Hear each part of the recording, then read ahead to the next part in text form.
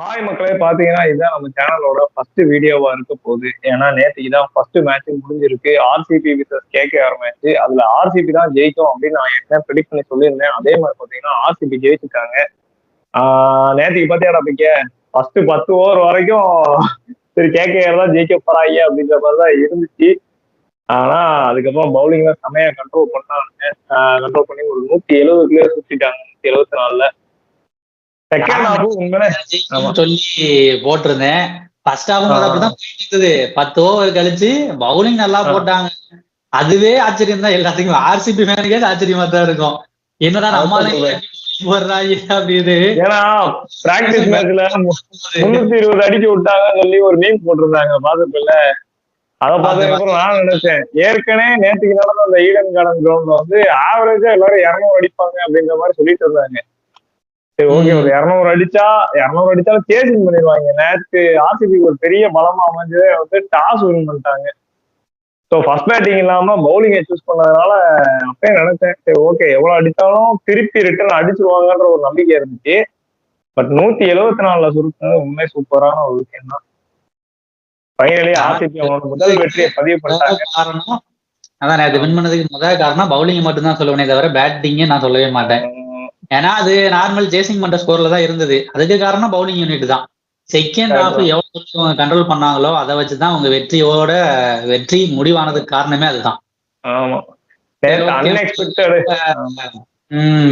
நேற்று மேட்ச் முடிஞ்சு போச்சு, அவங்க அப்படியே ஜெயிச்சிட்டாங்க. அதனால ஆர்சிபிக்கு ஒரு வாழ்த்துக்கள் சொல்லிட்டு இன்னைக்கு பார்த்தனா யாருக்கு எஸ்ஆர்எச் விசஸ் ஆர்ஆர். உன்னோட கணிப்பு என்ன? கணிப்பு நான் எஸ்ஆர்எச் தான் ஜெயிப்பாங்க நான் சொல்றேன். 90% ஜெயிப்பாங்க எதிர்பார்க்கிறேன். சரி, காரணம் என்ன, எதனால அவங்க ஜெயிப்பாங்கன்னு சொல்றேன்? சரி ஓகே, ஒரு 3 ரீசன் என்கிட்ட இருக்கு இப்போதைக்கு. சரி, முதல் ரீசன் அவங்களோட ஹோம் கிரவுண்டு ராஜீவ் காந்தி கிரவுண்ட்ல தான் விளையாடுறாங்க ஹைதராபாத்ல. அதுல கடைசியா அவங்க விளையாண்ட 5 மேட்ச்ல 3 மேட்ச் எஸ்ஆர்எச் தான் ஜெயிச்சிருக்காங்க. சரி, ஒரு மேட்ச் நோ ரிசல்ட், மழையால நின்றுச்சுன்னு சொல்லி நோ ரிசல்ட் வந்திருக்கு. ஒரே ஒரு மேட்ச் அவங்க தோத்துருக்காங்க. அதாவது 5ல 4 அவங்க வசமா தான் இருந்திருக்கு. ஒரு மேட்ச் மட்டும் தான் தோத்துருக்காங்க. அதுவும் யாருக்கு தான் நான் கடைசியில சொல்றேன். அதே இது நீங்க ஆர்ஆர் ஏன் இது பண்ண மாட்டாங்க அப்படின்னு பாத்தீங்கன்னா, அவங்க விளையாண்ட கடைசி 5 மேட்ச்ல 3 மேட்ச் தோத்துருக்காங்க சாலிடா. ஒரு 2ல ஒரு மேட்ச் தான் ஜெயிச்சிருக்காங்க. ஒரு மேட்ச் அவங்களுக்கு நோ ரிசல்ட்ல போயிருக்கு. 5ல ஒரு மேட்ச் தான் வின் பண்ணிருக்காங்க போது அதுல அங்கேயே 70% அவங்களுக்கு முடிஞ்சிருச்சு. ரெண்டாவது காரணம் என்னன்னா பேட்டிங் யூனிட். அதாவது ஆர்ஆரை விட எஸ்ஆர்எச்சுக்கு பேட்டிங் யூனிட் ரொம்பவே அதிகமா இருக்குன்னு அது எல்லாருக்குமே நார்மலாவே தெரியும். ஏன்னா ஏற்கனவே இருந்தது டிராவிஸ் ஹெட், அபிஷேக் சர்மா, ராகுல் திரிபாதி இந்த மாதிரி பிளேஸ் எல்லாம் இருந்தாங்க. இந்த தடவை ராகுல் திரிபாதி எல்லாம் மாறிட்டாங்க. ஆனா அதுக்கு பதிலா இஷான் கிஷன் 3வது லெஃப்ட் ஹேண்டரு. 3 பேருமே அவங்க டீம்ல லெஃப்ட் ஹேண்டரா தான் இறங்குறாங்க. சரிங்களா? லெஃப்ட் ஹேண்டரை காலி பண்ற அளவுக்கு உங்க ராஜஸ்தான்ல பவுலிங் யூனிட்ல வேணும், ஆள் வேணும். ராஜஸ்தான்ல இல்ல, ராஜஸ்தானே கிடையாதுடா. இப்ப நீ ராஜஸ்தான் சப்போர்ட் பண்ற, அதைத்தான் நாம பேச முடியும். ஆமா, நீ ஒரு டீமுக்கு சொன்னா ஆப்போசிட் டீமுக்கு தான் சொல்லி ஆகணும். அப்ப ஒண்ணு அப்படித்தான் சொல்லணும். ஓகேவா? போன தடவை அவங்க 3 பேரை காலி பண்றதுக்கு உங்ககிட்ட ஒரு சாலிடான லெஃப்ட் ஹேண்ட் பவுலர் வேணும் ஒருத்தன். இல்ல ஸ்பின் அட்டாக்கு நல்லா இருக்கணும். உங்க இதுல அசரங்கான ஒரு ஸ்பின் இருக்கான், தீக்ஷனா. 2 ஸ்ரீலங்கா பவுலர் வச்சிருக்கீங்க. தடவை ஆர்ஆர்ல இருக்காப்ல தெரியும்ல, எரிஞ்சு போடுவோம். சொல்றதே கேளுங்க. அந்த 2 பேரை டேக்கிள் பண்ணிட்டா இந்த 2 பேர்ல ஒரு ஆளு தீக்ஷனா பவர் பிளேல யூஸ் பண்ணுவாங்க. அது எல்லா டீமும் அவரை யூஸ் பண்ணுவாங்க. ஓகே, ஒரு பிளேயரை டிஃபெண்ட் பண்ணிட்டா ஃபாஸ்ட் பவுலிங் யூனிட்ட அடிக்கிறதுக்கு இவங்க 3 பேருக்கு ரொம்ப ஈஸியா இருக்கும். எப்பவுமே டிராவிஸ் ஹெட்டுக்கும் சரி அபிஷேக் சர்மாவுக்கும் சரி பிடிச்ச பவுலிங்னா ஃபாஸ்ட் பவுலிங் தான். எவ்வளவு நீங்க போட்டாலும் அடிச்சுக்கினே இருப்பாங்க. இது 2வது ரீசனு. 3வது ரீசன், போன சீசன்ல கப் அடிச்ச கேகேஆர் நேத்து எப்படி ஆடுறாங்க பாத்தல.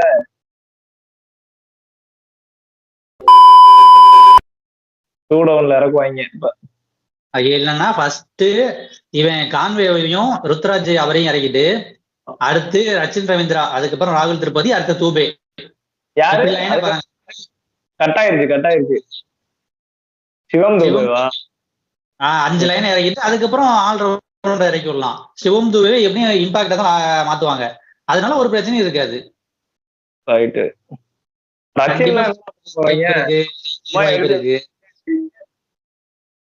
ரச்சின் ரவீந்திராவை தான் ஒன் டே ஒன் சொல்றேன் நானு. சேஸ் நம்ம ஒன் டே ஒன் சொல்றேன்.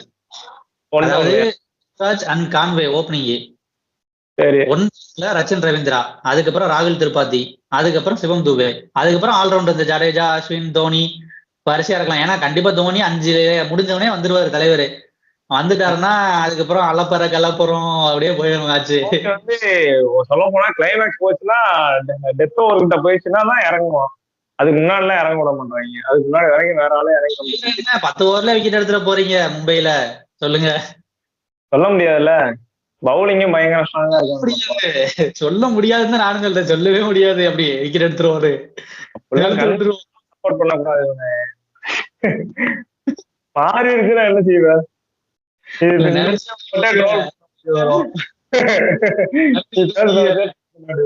ஏதோ இன்னும் 10 வருஷத்துக்கு முன்னாடி 5 வருஷத்துக்கு முன்னாடி இருக்கிற டீம் நினைச்சிட்டு இருக்கீங்க சிஎஸ்கே. அப்பவே கொஞ்சம் வேற மாதிரி. ஒரு லிஸ்ட் சொல்லுங்க. 5 பேர் சீக்கிரம் எடுத்துருவோடு. ஏற்கனவே தீபக் சகாரு நம்ம அங்க போயிருக்காப்ல, அதனால தீபக் நம்ம அங்க போயிருக்காப்ல. அவர் பவர் பிளேல வாரி அலங்கு வர ரன்ன. அதான் பவுலிங் போடுறதுக்கு தீபக் சேகர் ஓடி வருவாராம். தோனி பேட்டிங்ல இருப்பாராம். அந்த அட்டப்பா வந்து அந்த கம்பியை கீழே போட்டு நேரம் போய் தலையை தூக்கி காலை தூக்கி தலையில வைப்பாருல, அந்த சீனை போட்டிருந்தாங்க. கலங்குடா அப்படின்னு போட்டாங்க. உங்க மும்பைல பும்ராவா ஹர்திக் பாண்டியா 2 பேருமே இன்னைக்கு மேட்ச்ல கிடையாது, அபிஷியலாவே சொல்றாங்க. ஏன்டா? இன்ஜுரி காரணமாக 2 பேருமே கிடையாது. சரியா போச்சு போ. என்னடா அநியாயம் பண்றீங்க? சரி அப்ப சரி இப்ப நீ முதல்ல சொல்லிருக்கீங்க. இங்க 2 பேரு பவுலிங்க கழிச்சுட்டேன்னா தீபக் சகாரு, ட்ரெண்ட் போல்ட் பின்னர் வச்சிருக்கீங்க. இன்னொரு பவுலரை வேற எடுத்துக்குவீங்க. போல்ட தவிர உருப்படியா ஒண்ணும் கிடையாது பவுலிங் போறதுக்கு. 10 போல்ட் ஒருத்தன் பவர் பிளேலயும் சரி டெத் ஓவர்லயும் சரி ஓரளவுக்கு போடுவான். நம்மள தெரிஞ்சுதான் கணிச்சிருக்காங்க தீபக் சாரா. நீ வேற டீமுக்கே அவ்வளவு ரன் கொடுக்க, சொந்த டீம் நம்மளுக்கு போடு ஒரு 40 போடு, ஒரு ஓவருக்கு எப்படின்னா ஒரு 20 ரன் கொடு அப்படின்னு. அவ்வளவுதான். ஓவருக்கு 20, 4 ஓவருக்கு 80 முடிஞ்சிருச்சாங்க. ஒரு மட்டும் கொடுத்து உட்கார வச்சிருவாங்க அப்புறம். அவ்வளவுதான் முடிஞ்சிருச்சு. சரி பாப்போம் என்ன போயிட்டு நடக்குது. மத்திய மேட்ச்ல எஸ்ஆர்எச் ஜெயிக்கும், நைட் மேட்ச்ல சிஎஸ்கே ஜெயிக்கும். இதுதான் என்னோட ப்ரெடிக்ஷனு. இதுல 75% இருந்து 90% வரைக்கும் நான் உறுதியா இருக்கேன். நீ இத ஷார்ட்ஸ்ல கட் பண்ணிக்கோ. மதிய மேட்ச்ல ஆர்ஆர் ஜெயிப்பாங்க, நைட் மேட்ச்ல சிஎஸ்கே ஜெயிப்பாங்க.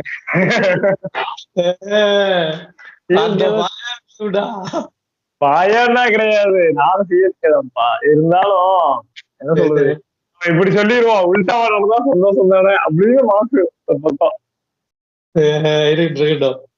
ஒரு எல் கிளாசிக் நடக்கு கண்டிப்பா. ஆனா ஃபர்ஸ்ட் மேட்ச் நம்ம தான் ஜெயிப்போன்ற நம்பிக்கை இருக்கு. பாப்போம் என்ன நடக்குதுன்னு. ஆமா மக்களே, நீங்க யார் ஜெயிப்பாங்க அப்படிங்கிறத மறந்தாம கமெண்ட்ல சொல்லுங்க.